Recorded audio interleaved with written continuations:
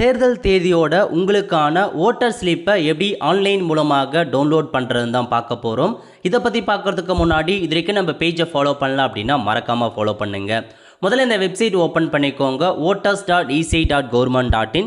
இந்த வெப்சைட்டில் அப்படியே கீழே வந்தீங்க அப்படின்னா நிறைய இன்ஃபர்மேஷன்ஸ் கொடுத்துருப்பாங்க. இதில் நீங்கள் கிளிக் பண்ண வேண்டியது search your name in voter லிஸ்ட்னு இந்த ஆப்ஷன் நீங்கள் கிளிக் பண்ணிங்க அப்படின்னா உங்களுக்கு இந்த மாதிரி தாங்க ஒரு பேஜ் வந்து ஓப்பன் ஆகும்.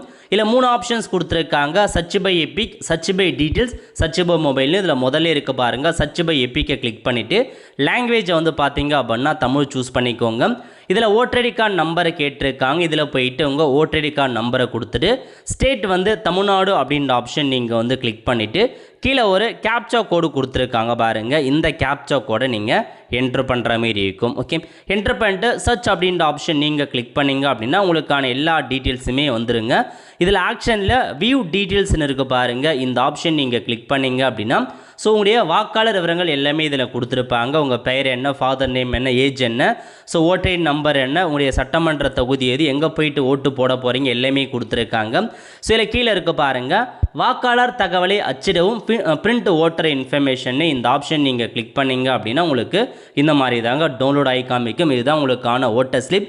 கீழே தேர்தலுக்கான தேதி ஒரு அனௌன்ஸ்மெண்ட் பண்ணி கொடுத்துருக்காங்க. ஆன்லைன் மூலமாக ஓட்டர் ஸ்லிப் இந்த மாதிரி தான் நீங்கள் செக் பண்ணுற மாதிரி இருக்குங்க.